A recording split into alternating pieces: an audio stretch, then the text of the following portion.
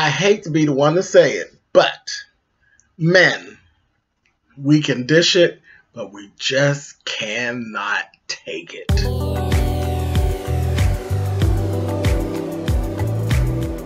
And I'm like, come on through, Cookie. I want to put my soapbox. That's basically it. Let's talk about drag in all its forms.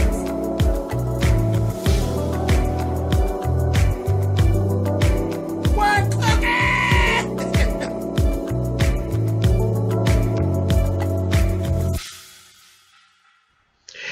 Hey guys, thanks so much for clicking on the video. This is my review for Queen Sugar. This is season 2, episode 12. Like I said, we can dish out some shit, but we can't take it. That just is what it is. Just roll with me to the end of this review and you'll understand what I'm talking about. But anyway, first thing we see Darla and Ralph Angel. They go talk to Aunt Vi. They have gone down. They've gotten their marriage certificate and they get their license. They're really, really happy. And then they drop on Aunt Vi. We're not going to have a wedding. We're actually going to go down to the courthouse and get married. And Aunt Vi's face just dropped like, where they do that at, you know? So she was feeling some kind of way, but she pulled back, which was good, and said, you know what? This is about y'all. So whatever y'all see fit, y'all go ahead and do that. I support you. But know that if you want to have a wedding like what we do, I'm here, I'm available, the space is available, and we'll make it happen. And that's that. So I just kind of laughed at that, and they kind of went on off. And I said, I'm sure we're going to get more into this later and figure it out. And we did. Later on, you know, we saw Mr. Prospect and Ralph Angel had a little sit down and figures out that Ralph Angel has broken even with the farm for the first year. And he was like, kind of like, you know, Ralph Angel, child. I was like, I'm not going to do what you did this week. You're not going to get under my skin, get on my nerves, Ralph Angel. I'm not having it. But he was going into this thing of how he ain't making no money and I'm breaking my back and this, that, and the other. And Mr. Prospect told me, he said, do you know that for 7 years straight I lost? He's like, if I could have just broke even just one of them times. He's like, you are doing fantastic. You know, bringing them up to snuff on what is real. What is real? Like, I don't know what you're expecting, but this is what's real. This is how business is. Later on, he ends up talking to Hollywood. He's bitching and complaining about not having enough money to give Darla the kind of wedding that he thinks that she should have and that kind of thing. And he told him that he feels like Darla's pulling back because she kind of thinks that he can't afford it. Which is true, you can't afford it. But anyway, Hollywood told him, you know, I work with this guy and he has a second job. You may want to take out a second job. He said, well, it ain't that easy. So, of course, we're about his felony and all that. He's like, I know this guy. He works at a shrimp packing plant and he works the graveyard shift and be able to get you a hookup. Oh, well, no, Ralph Angel's too good for that. He's too good for that. He said, yeah, I heard about that place. They break your back and you leave out of there stinking. Well, come on, rich ass. You rich and privileged? No? Did I miss something? So Hollywood basically told him, if you want to take care of that woman and take care of that woman the way that woman needs to be taken care of, then you need to humble yourself, basically, you know. Told him, I'm going to get the number for you. I'm going to give it to you. You do what you want with it. Period. And, you know, I love Hollywood. Hollywood ain't going round and around with you. He going to tell you what you need to be doing, to be the type of man that you can be, to be looked up to. And he ain't going to fight you with it. It's just you're going to do what you're supposed to do or you ain't. And then you're going to deal with the fallout. And he ain't going back and forth around and around with you, Ralph Angel. And I live for that. I live for that. And that Vi is learning to not go round and around with these kids. Let them child, you got to let them bump their heads, honey. Vi learning. Anyway, so later on, Darla comes and sees Aunt Vi and tells Aunt Vi, she said, my parents called, my mom called.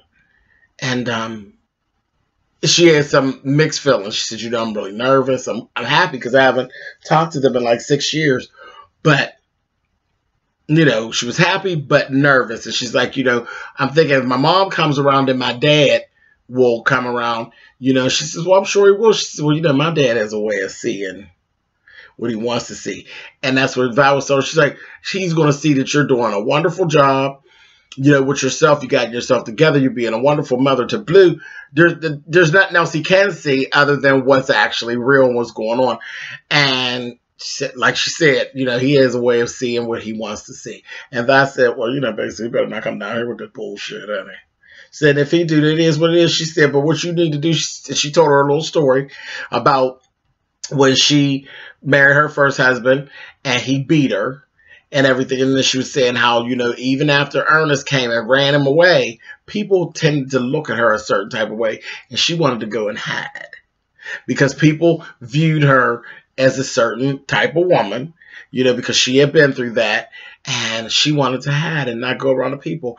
And she threw that right out there. That's basically why Darla was not wanting to have this wedding, because of her past and what people were going to be saying. And all. She told her, you don't, not even with your parents, you don't hide from these people. You come on out and you celebrate the way you're supposed to celebrate. You live the way you're supposed to live and hold your head up the way you're supposed to hold your head up. Don't you worry about these people. Don't you hide from these people. So I said, okay. So at, you know, toward the end, she did tell Ralph Angel, you were right. You know, I want to have my wedding. You know, I'm going down the aisle, baby. I'm going there. All eyes on me. I said, okay, Darla. So that was really good. Robert and Nova. So Nova's getting ready to do her television appearance. She had this beautiful black and white dress on, and I was like, boy, that looked like Charlie all day long. It did, but she looked so nice. She really did. And he bought her these beautiful pearls and all of this, and her hair was all done up, and she was ready to go. And they had talked about it and everything, and then they get on air, and then of course they start to have a little banter back and forth. And he kind of debated something she said, and oh boy, she took it so personal. And he explained to her, said, well, we were doing fine, but it was just getting a little boring and it was a little mundane. So just for television, I had to spice up a little bit. So I had to throw a little curveball in there, but I knew you could handle it. So it was no problem. Well, she got pissed off. That completely pissed Nova off. Later on in the program, she talked to Charlie about it because she had told him, don't come to the festival. Just screw you. She took her necklace off and went on about her business. I was like, Nova, I understood where she was coming from, but come on, Nova, you doing the most. You self-sabotaging at this point. And that's exactly what Charlie told her. Charlie said, you know, if I ever got the chance to meet him, I'll be happy to tell him where he's wrong. No, he's not playing fair, and he shouldn't have did that. But don't mess this up. This is good. Don't mess this up. Reevaluate it. So I thought everything was going to be fine. And they got the festival going. He showed up at the festival. I said, come on, Robert. I knew this Dubois was going to show up, okay? Come to get his woman. He says, I need to make this right. I need a minute of your time. Pulls her to the side. And they broke my little heart, honey. Broke my little heart. Got into the back and forth. He's telling her, you know, I see where you should be. You should be on TV. You should not live in the 9th Ward anymore. You should, you know, you should have all these things. And she's like, that's not my vision. That's your vision. And I don't need you to dream for me. And you've been doing it ever since we met. Ever since we met. Again, I see where she was coming from, and I see where he was coming from. And those are some things that they're probably never going to see eye to eye on. But again, no relationship is perfect. Nova, what are you doing?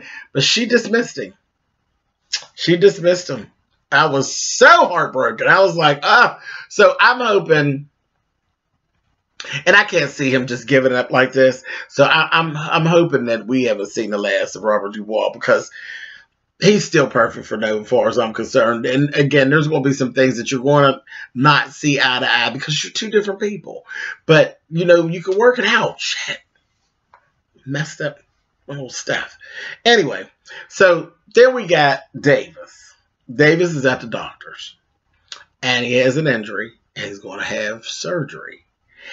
And he's going to be out for 6 to 8 weeks. And he needed to basically tell Charlie.